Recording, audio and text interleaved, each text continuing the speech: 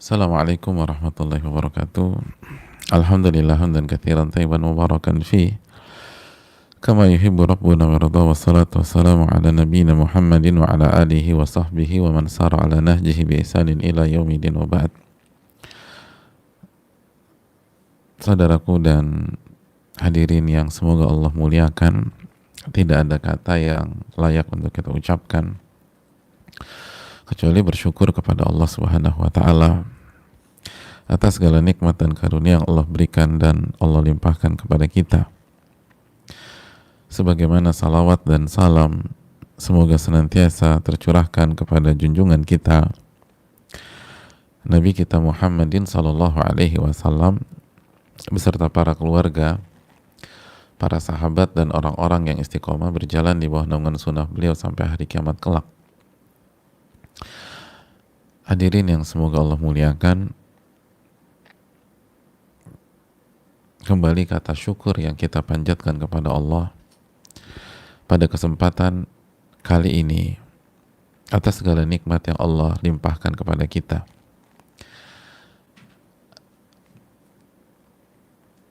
Khususnya nikmat akhirat, nikmat ilmu dan iman, ilmu dan amal. Itu nikmat hakiki yang harus mencambuk kita untuk senantiasa bersyukur kepada Allah Subhanahu wa taala.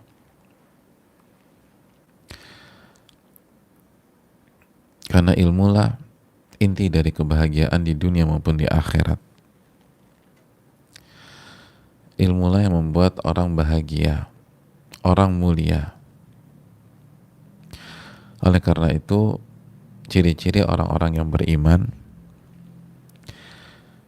mereka semangat mempelajari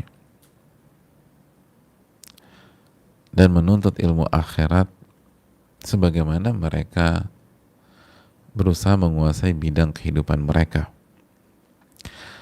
Adapun sebaliknya, orang yang hanya semangat menuntut ilmu dunia tapi lupa ilmu akhirat, lalai ilmu akhirat, nggak serius dengan ilmu akhirat, maka hadirin yang Allah muliakan, ini bukan ciri-ciri orang yang beriman. Allah Subhanahu wa taala berfirman dalam surat Ar-Rum ayat 7, ya'lamuna zahiran minal hayati dunya. Mereka itu mengetahui hal-hal yang zahir, hal-hal yang nyata dalam arti konkret, tangible dari kehidupan dunia. Namun yang jadi masalah, wahum anil akhirati hum ghafilun. Mereka lalai terhadap akhirat mereka. Mereka lalai terhadap akhirat mereka. Jadi kalau dunia jago, Masya Allah. Tapi kalau bicara tentang akhirat, tentang bagaimana kita mengenal Allah Subhanahu wa taala, memenuhi hak Allah Subhanahu wa taala, apa kunci sukses di akhirat nanti, mereka lalai. Maka janganlah seperti mereka, jamaah. Sebagaimana kita punya waktu untuk mempelajari ilmu dunia dan bidang kita, kita harus punya waktu untuk menuntut ilmu akhirat. Maka bersyukurlah ketika Allah memberikan taufik kepada kita sehingga kita bisa mempelajari ilmu akhirat langsung dari salah satu yang terbaik, langsung dari salah satu yang terbaiknya.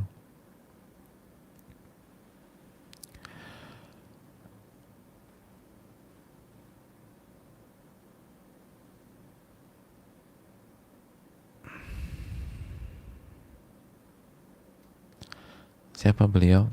Al-Imam Nawawi, Al-Imam Yahya bin Sharaf bin Murri bin Hasan bin Husain bin Muhammad Abu Zakaria Al-Imam An-Nawawi rahimahullahu ta'ala, melalui kitab beliau Riyadhus Shalihin. dan belajar dari salah satu yang terbaik selalu spesial, selalu indah, berkahnya beda, dan kita beruntung diberikan kesempatan oleh Allah Subhanahu wa taala. Kita masuk kembali ke bab sabar. Hadis yang ke-32. Hadis Abu Hurairah. Berkata Al-Imam An-Nawawi rahimahullahu ta'ala, semoga Allah merahmati beliau, semoga Allah merahmati keluarga dan orang tua beliau, semoga Allah merahmati orang-orang yang beliau cintai, dan semoga Allah merahmati seluruh umat Islam. Dan perlu kita ingatkan terus, begitulah Imam Nawawi mendidik kita jamaah di muqaddimah buku ini untuk senantiasa bersyukur dan berterima kasih kepada orang yang berjasa kepada kita dalam memberikan kita ilmu akhirat, mendoakan beliau, dan juga beliau mendidik kita untuk mendoakan umat Islam dimanapun mereka berada. Dan mental ini yang harus dimiliki oleh penuntut ilmu. Lisannya basah dengan doa, mendoakan saudaranya, mendoakan orang-orang beriman, mendoakan manusia agar dapat hidayah, dan seterusnya. Dan lagi-lagi, memang didikan dari yang terbaik itu beda. Hadirin Allah muliakan, dari Abu Hurairah, Al-Imam Nawawi membawakan hadis Abu Hurairah, wa an Abi Hurairah radhiyallahu ta'ala anhu, dari Abu Hurairah semoga Allah meridhai beliau, anna Rasulullah sallallahu alaihi wasallam qala, bahwa Rasul sallallahu alaihi wasallam bersabda, yaqulullahu ta'ala, Allah Subhanahu wa taala berfirman. Ya betul, ini adalah contoh dari hadis Al-Qudsi, Al-Hadits Al-Qudsi. Hadits Qudsi itu Rasul Shallallahu Alaihi Wasallam meriwayatkan dari Allah bahwa Allah berfirman. Jadi Rasul Shallallahu Alaihi Wasallam meriwayatkan dari Allah Subhanahu Wa Taala bahwa Allah berfirman. Makanya lihat bahwa Rasul Shallallahu Alaihi Wasallam bersabda, Allah berfirman. Dan hadits Qudsi itu bukan Al-Quran. Hadits Qudsi hadis. Apa firman Allah dalam hadis ini? Mali abdil mu'min indi jazaun idza qabattu safiyahu min ahli dunya thumma ihtasabahu ilal jannah. Hadirin Allah muliakan, Allah berfirman Subhanahu wa ta'ala,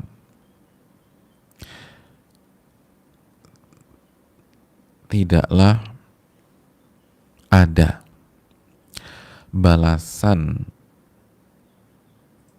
untuk hambaku yang beriman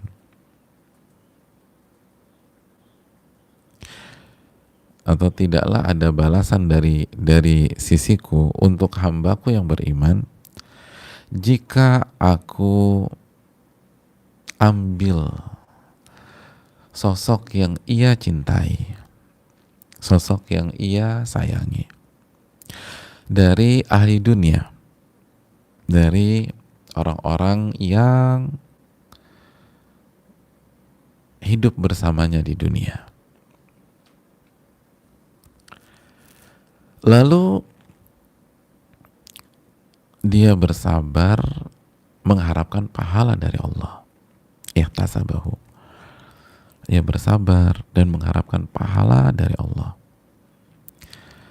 Kecuali balasannya itu adalah surga.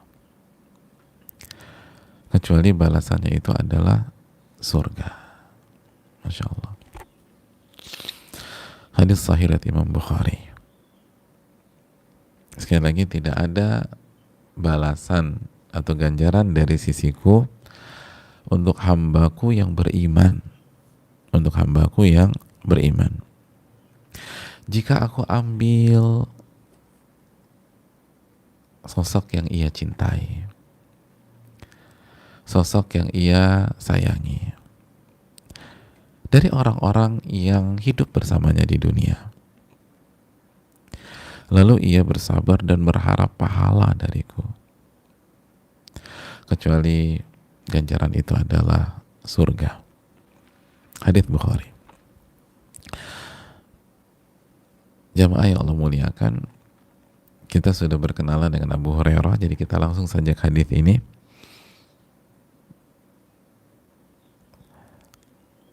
Pelajaran yang pertama yang bisa kita petik, hadirin, para ulama kita mengatakan bahwa hadits ini menunjukkan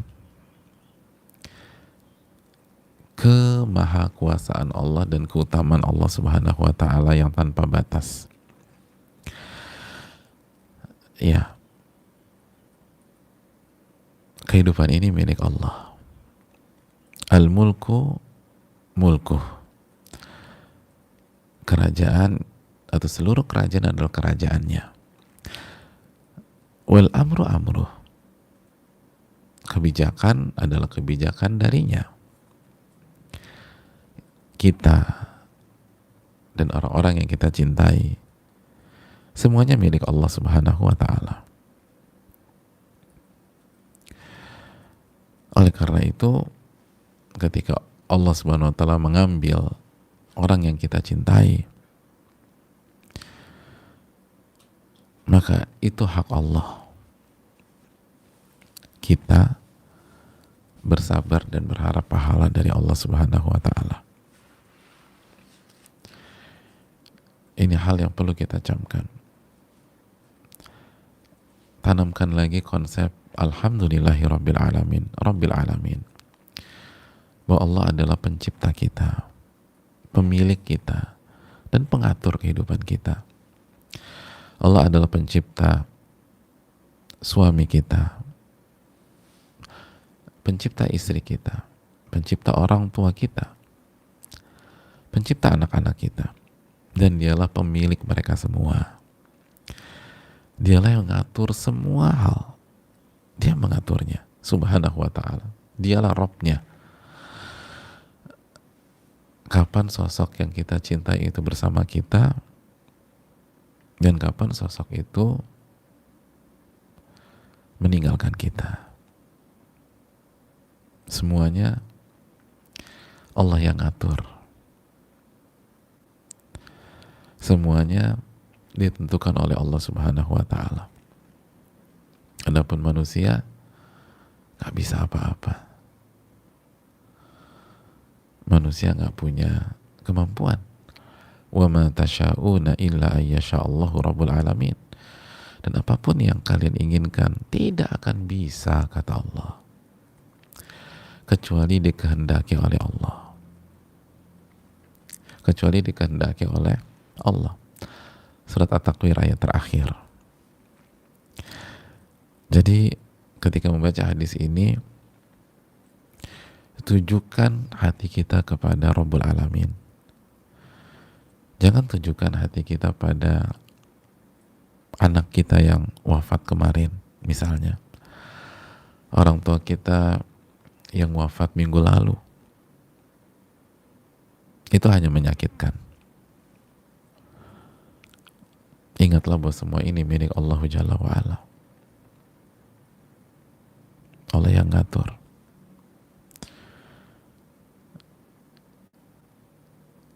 Yang bikin kita nyesek adalah ketika kita ngikutin nafsu kita. Kita berpikir kita yang mengatur kehidupan kita. Kalau kita dari awal sudah benar-benar memposisikan diri bahwa ini semua kerajaan Allah Subhanahu wa ta'ala, ini semua ciptaan Allah Subhanahu wa ta'ala, dan Allah yang mengaturnya, maka kita akan tenang, jemaah. Itu yang pertama. Yang kedua pelajarannya, Hadirin yang Allah muliakan,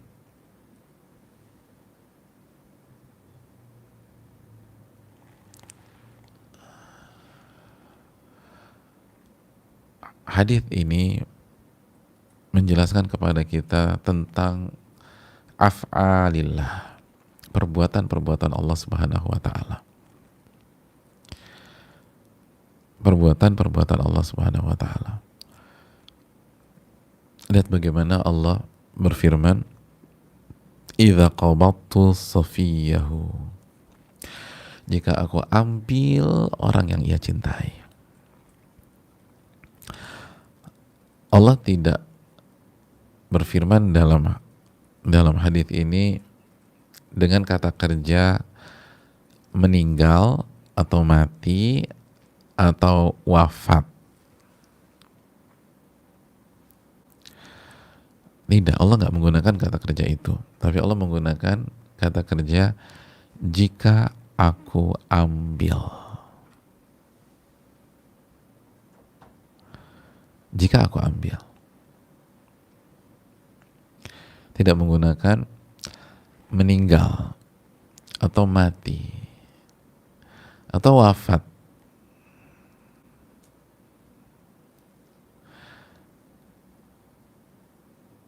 Allah ingin memberikan pesan yang jelas bahwa ketika seseorang meninggal, itu dia bukan meninggal dengan sendirinya, bukan meninggal secara kebetulan, tapi Allah yang ambil. Itu perbuatan Allah Subhanahu wa taala. Ini kan membedakan orang beriman dengan orang ateis misalnya.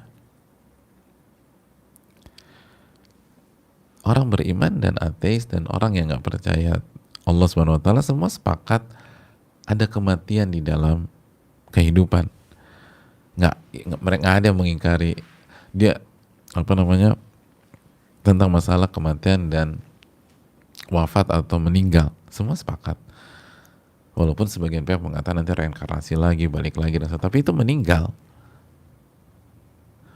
Tapi pertanyaan kan, siapa yang buat dia meninggal itu tadi?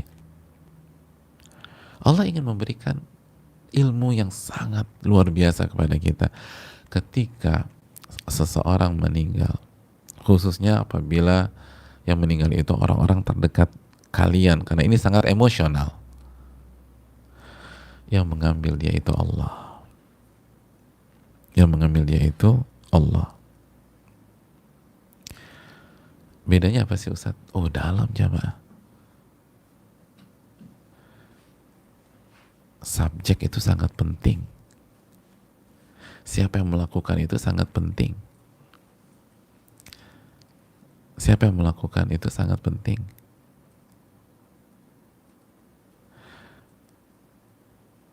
Bukankah apabila seorang wanita sedang berjalan di sebuah tempat publik, di mall misalnya, tiba-tiba ada seorang laki-laki dari belakang, dia nggak ngeh, langsung memeluk dan merangkul dia dari belakang. Apa yang terjadi? Dia kaget. Begitu dia lihat, ternyata suaminya. Suaminya. Dia lagi ada urusan belanja gitu di mall, dan suaminya lagi meeting di mall yang sama. Dia lihat, itu bini gua tuh, berduduk-duduk, tiba-tiba dirangkul dari belakang, dipeluk. Kira-kira ditampar nggak tuh? Enggak, dia tampar. Ketawa deh. Ketawa.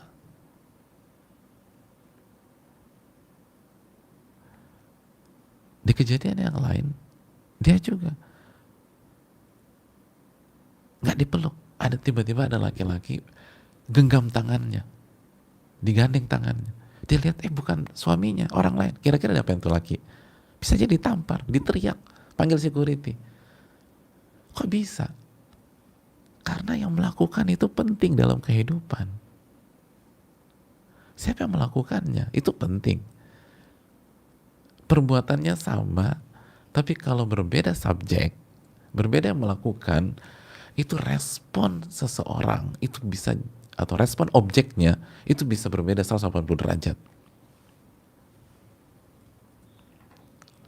Berbeda 180 derajat. Ini dipeluk depan umum. Dia lagi jalan depan umum, tiba-tiba dipeluk dari belakang. Justru malah ketawa, senang, terharu, merasa sebagai wanita disentuh oleh suaminya sendiri. Hadirin Allah muliakan. Lalu suaminya mau kagetin aja gitu loh.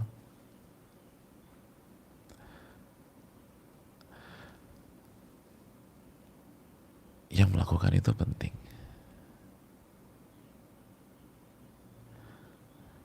Yang melakukan itu penting. Kita nih dimarahin sama ayah kita. Kamu tuh jadi anak jangan bandel.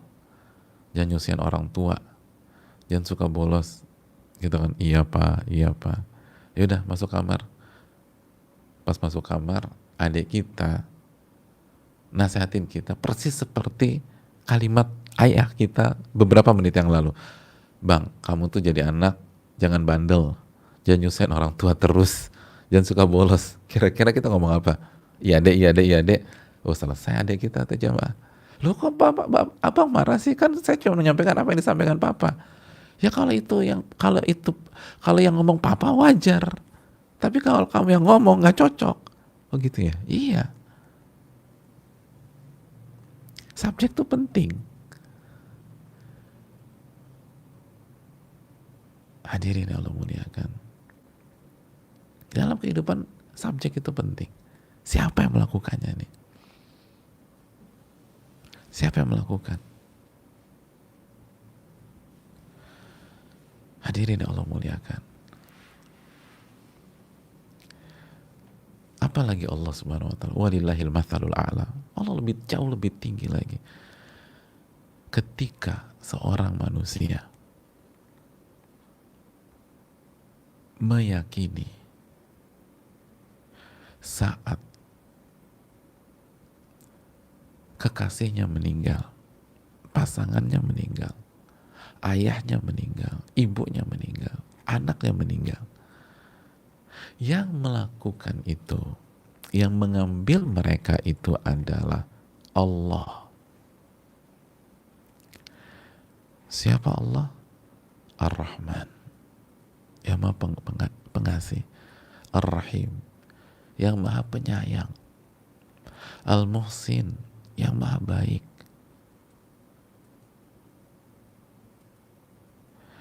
Al-Karim, yang maha dermawan.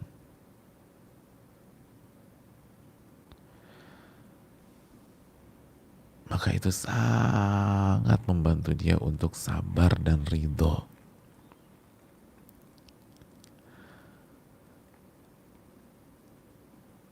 Karena apabila yang mengambilnya adalah yang maha pengasih lagi maha penyayang, yang maha baik, maka seluruh yang Allah lakukan pasti semuanya baik dan terbaik. Pasti.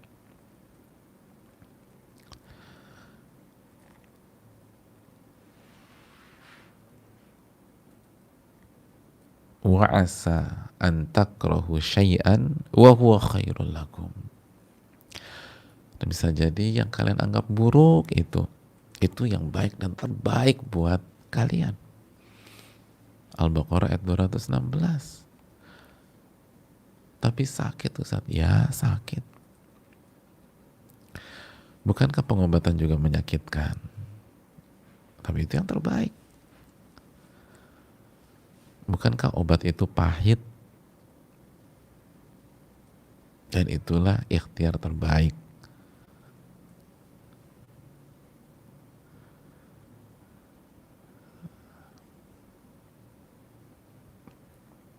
Makanya jamaah sekalian, seberat apapun,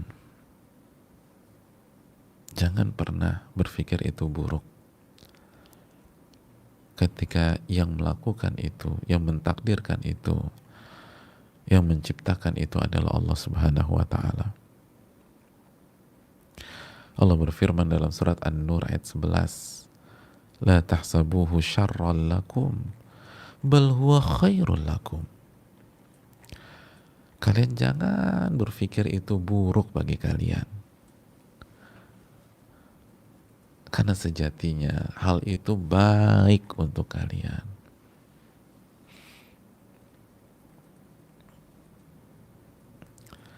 Ayat ini berbicara tentang apa hadirin? Tentang fitnah. Aisyah difitnah kan. Ini ayat-ayat tentang hadithatul ifki. Aisyah difitnah berzina, jamaah. Allahu Akbar. Istri Rasul SAW difitnah melakukan perzinaan. Allah Subhanahu wa taala menjelaskan, la tahsabuhu la tahsabuhu syarran lakum. Jangan berpikir itu buruk buat kalian. Bal huwa khairul lakum. Sejatinya itu bagus buat kalian. Itu yang terbaik buat kalian. Ada banyak hikmah. Ada banyak hikmah. Ada banyak pelajaran. Makanya hadirin, dalam hadis riwayat Imam Muslim, apa kaidah kita? Wal khairu kulluhu fi yadaik wa syarru laysa ilaik. Dan kebaikan seluruhnya berada di kedua tanganmu ya Allah. Dan keburukan laisa ilaik, tidak disandarkan kepadamu ya Allah.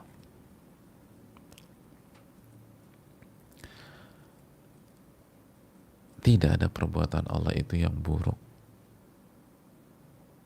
Tidak ada perbuatan Allah yang buruk. Gak ada. Oleh karena itu jamaah sekalian, sederhana memang ya.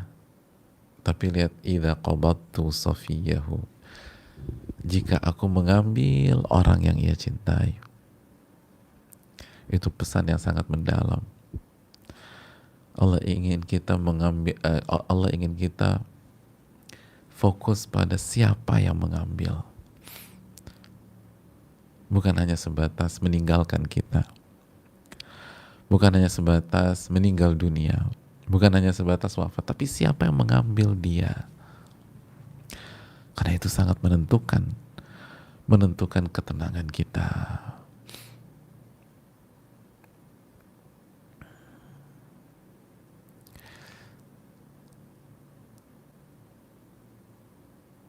Sahabat yang paling baik sama kita telepon,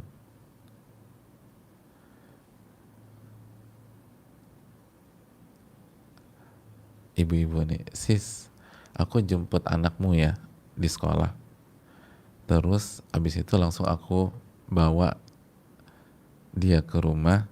Kamu udah janji loh, dia boleh nginep di rumahku selama 3 hari.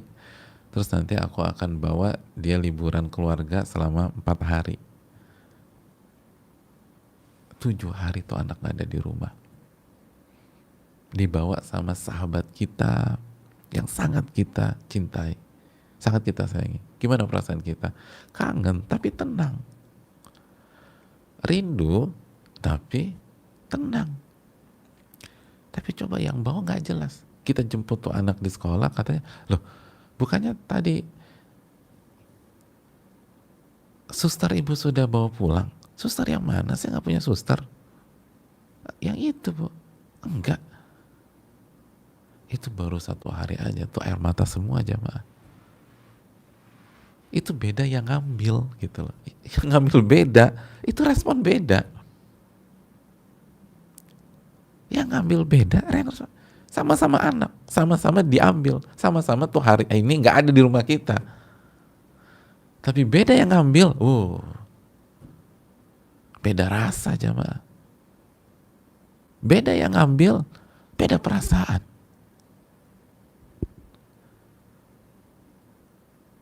Begitu seorang yang beriman, yakin yang mengambil adalah Allah. Itu sangat ngebantu dia untuk sabar.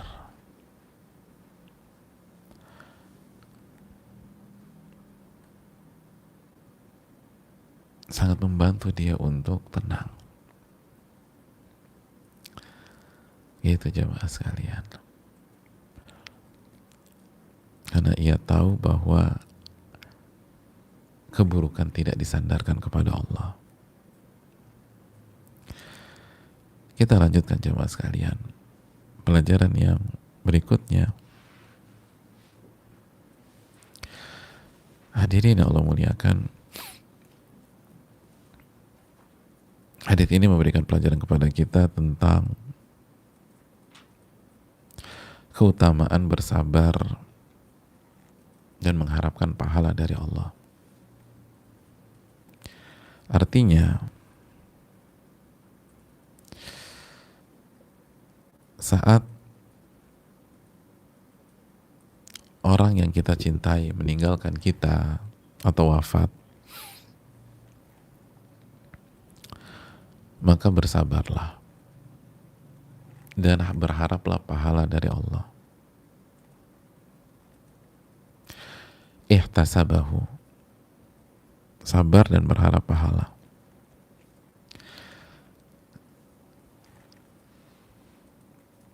Berat, iya berat. Sakit selalu menyakitkan. Tapi bukankah kemarin kita sudah bahas bahwa insya Allah dengan berjalannya waktu rasa sakit itu akan berkurang. Karena begitulah karakter musibah. Terberatnya tuh di awal. Kalau kita bisa sabar, kita tahan, jangan dilepas, jangan. Jangan diplongkan. Karena justru yang diperintah ditahan. Sabar itu artinya menahan diri dari kemaksiatan, menahan diri agar terus on track, menahan diri agar lisan ini nggak membicarakan hal-hal yang negatif atau keliru. Jadi kalau justru dilepas akhirnya lisan ngomong A, ngomong B, ngomong C, itu bukan metode yang baik walaupun diarahkan sebagian orang. Udah biarin aja biar dia plong. Biar aja dia ngomong segala macam. Oh enggak. Wa khairul hadi hadi Muhammadin sallallahu alaihi wasallam. Sebaik-baik petunjuk Nabi sallallahu alaihi wasallam. Dan Nabi SAW bersabda, innamas sabru inda sadamati ulula. Sabar itu ketika kedatangan pertamanya, hentakan pertamanya, detik pertamanya. Dan Nabi SAW meriwayatkan dari Allah Subhanahu wa taala, kita nih harus sabar dan mengharapkan pahala. Jadi bukan diluapkan semua emosi, mengharapkan pahala. Semoga air mata ini adalah air mata rahmat, kasih sayang yang Allah akan ganjar pahalanya. Atau Allah ganjar dengan pahala. Dan kalau kita bisa bersabar dan mengharapkan pahala, maka surga, kata Nabi SAW, kata Allah Subhanahu wa taala, surga, ilal jannah, surga. Surga jemaah. Kalau kita bisa nahan dan mengharapkan pahala, surga. Surga.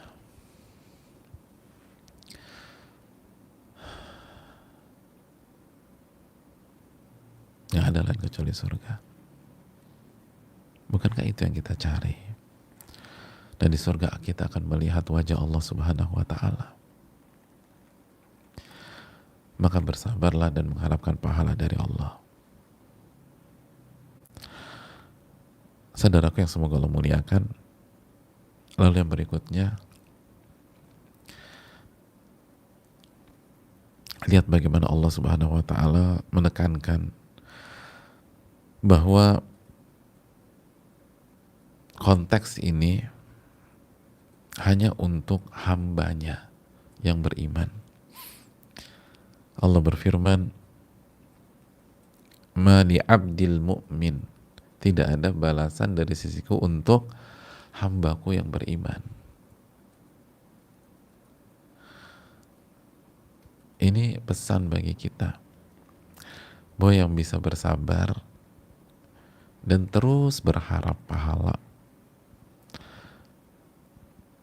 tetap tidak kehilangan harapan walaupun orang yang begitu ia cintai meninggal dunia. Hanyalah orang-orang yang benar-benar meyakini bahwa dirinya hanyalah seorang hamba. Lalu ia isi hatinya dengan iman. Iman bahwa ini adalah perbuatan Allah dan perbuatan Allah pasti baik. Iman bahwa akan ada hari kiamat dan akan ada surga.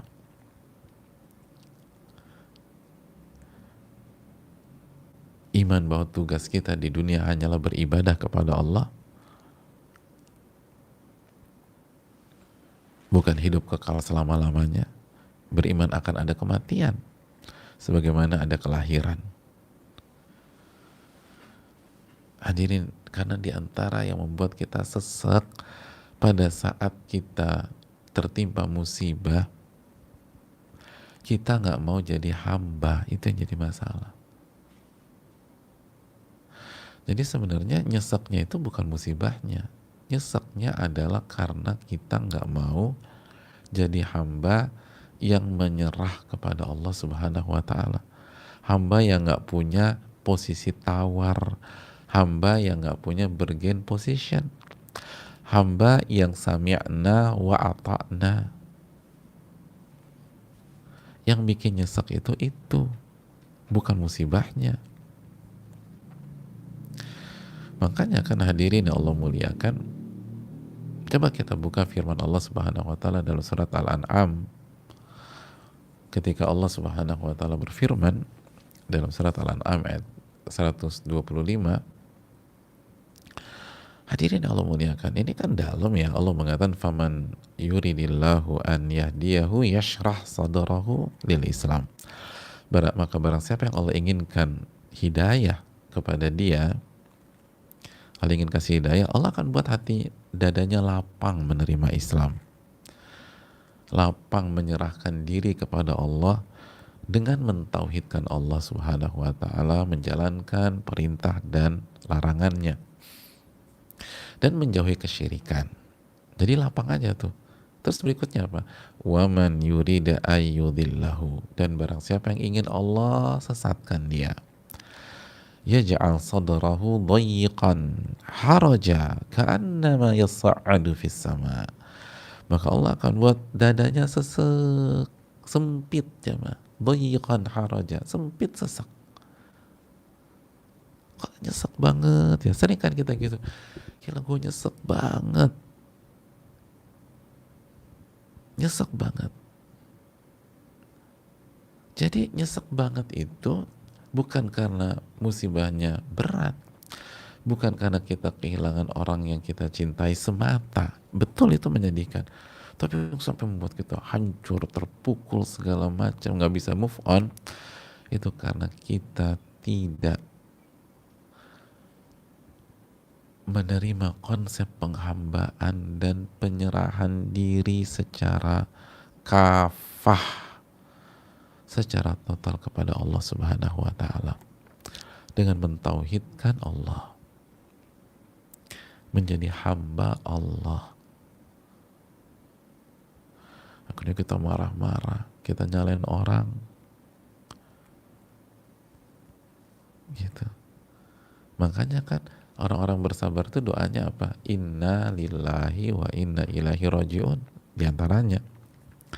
Dan sudah kita bahas dalam surat Al-Baqarah ayat 155, 156, 157. Inna lillah, sesungguhnya kami ini semua milik Allah, nggak punya apa-apa, hamba aja, milik Allah. Nah itu yang ngebantu kita, karena hamba yang menyerah itu tidak merasa bosi, tidak merasa punya, nggak merasa punya sesuatu, jadi enak.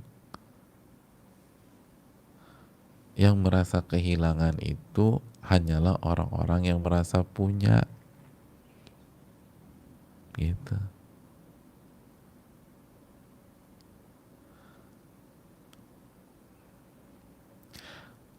Orang yang ke kajian naik angkot tidak akan merasa kehilangan pada saat ada 30 motor jamaah kajian dicuri di waktu yang sama secara serentak.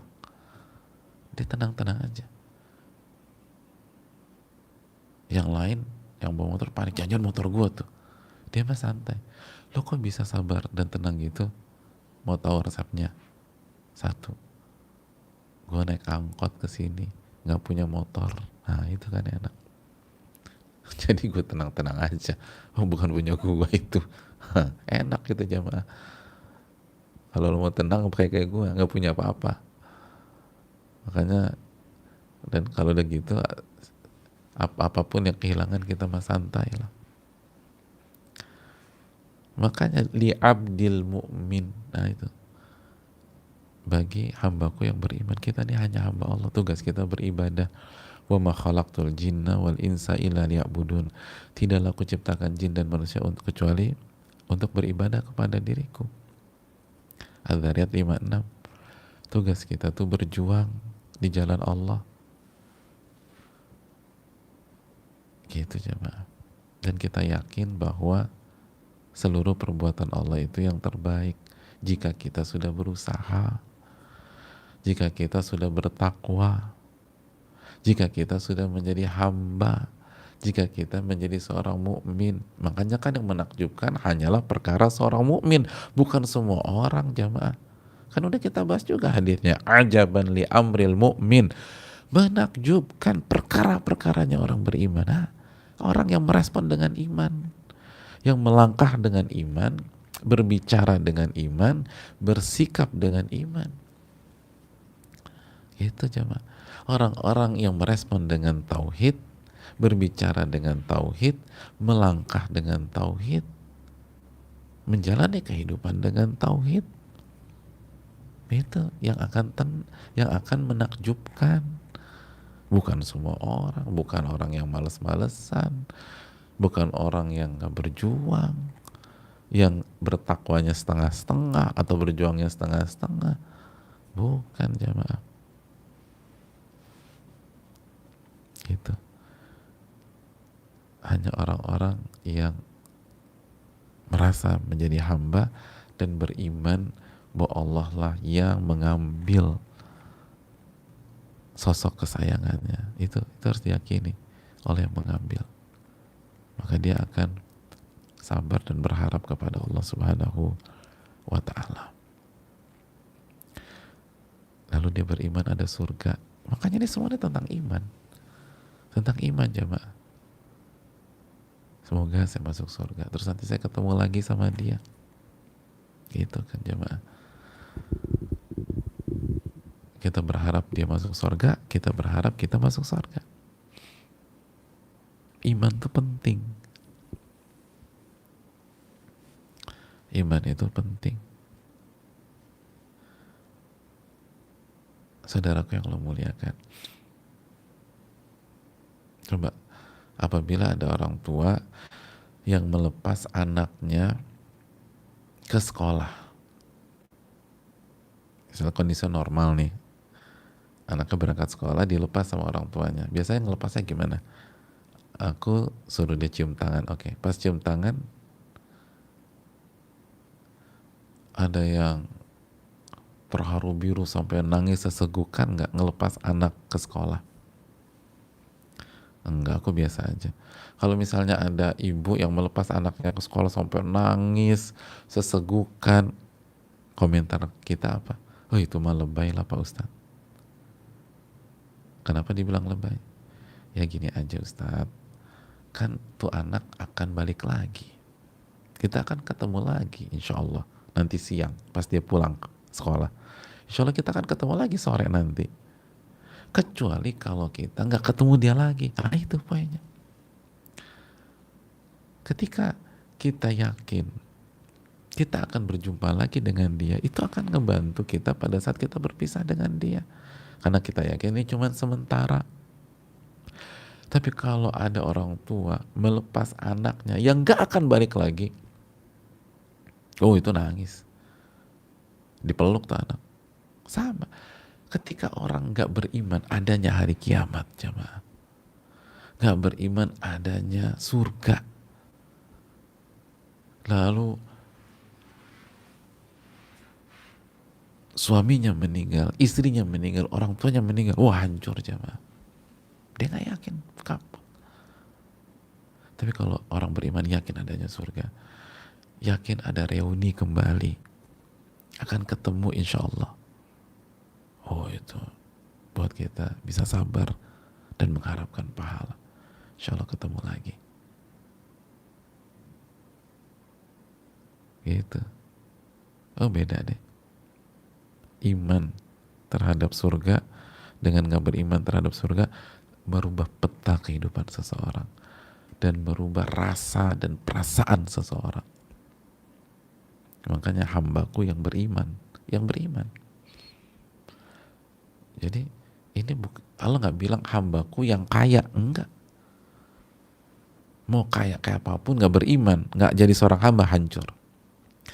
Allah nggak mengatakan yang cantik atau yang tampan, nggak ada urusan. Ini bukan tentang rupa, ini tentang iman. Allah nggak mengatakan hambaku yang tua atau yang muda, enggak. Ini bukan masalah umur. Ini tentang apakah kita menerima fitrah kita sebagai seorang hamba yang harus menyerahkan semuanya kepada Allah dan beriman kepada Allah. Maka itu sangat membantu kita dalam menghadapi segala musibah.